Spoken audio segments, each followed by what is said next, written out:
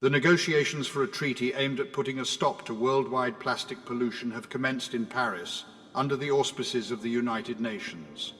In Paris, a committee of the United Nations is convening on Monday to negotiate a significant treaty aimed at curbing worldwide plastic pollution. However, there is currently a lack of consensus on the treaty's intended outcome. The task of developing the first international, legally binding treaty on plastic pollution, with emphasis on the issue in marine environments, falls upon the Intergovernmental Negotiating Committee for Plastics. The committee is currently in the midst of the second of 5 meetings that are scheduled to take place in order to finalize the negotiations before the conclusion of 2024. During the initial meeting that took place half a year ago in Uruguay, different nations advocated for either worldwide mandates, regional solutions, or a combination of both. According to the United Nations Environment Programme in April, humanity generates over 430 million tons of plastic each year. Shockingly, 2/3 of this amount comprises short-lived products that quickly transform into waste, polluting the ocean and frequently entering the human food chain.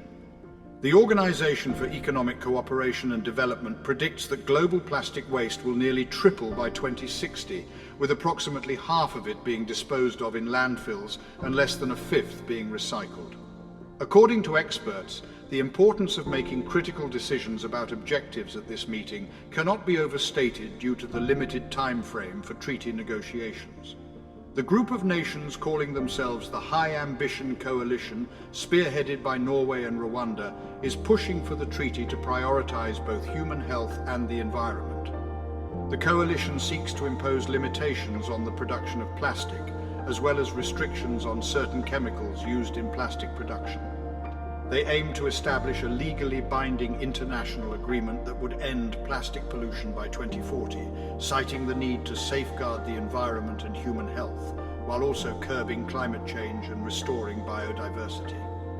There is another option for the treaty, which is to focus on reducing plastic waste and increasing recycling, a solution favored by those who export oil, gas, and plastic.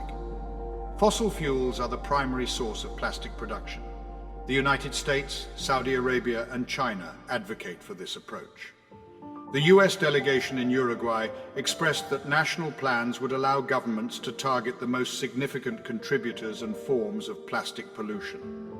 Additionally, many chemical and plastic companies support this strategy, advocating for a plastic waste treaty that emphasizes recycling efforts.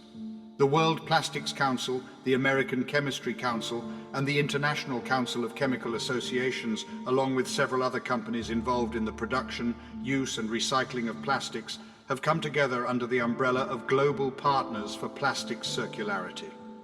They aim to reach an agreement that will eliminate plastic pollution while still retaining the valuable benefits of plastic products, which are critical in creating essential and often life-saving items worldwide. These modern plastic materials are also crucial to building a more sustainable and lower carbon future.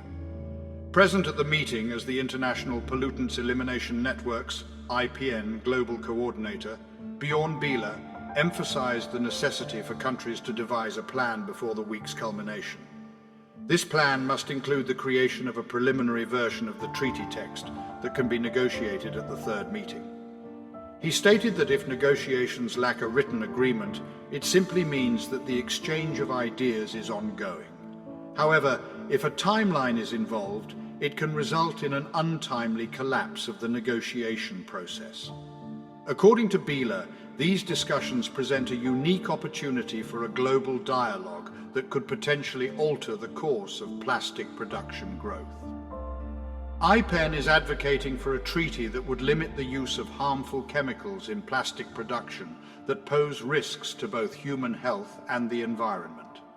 To support our channel's growth and ensure broader awareness, kindly hit the like and subscribe buttons. This will help us reach more individuals and disseminate valuable information. Thank you in advance.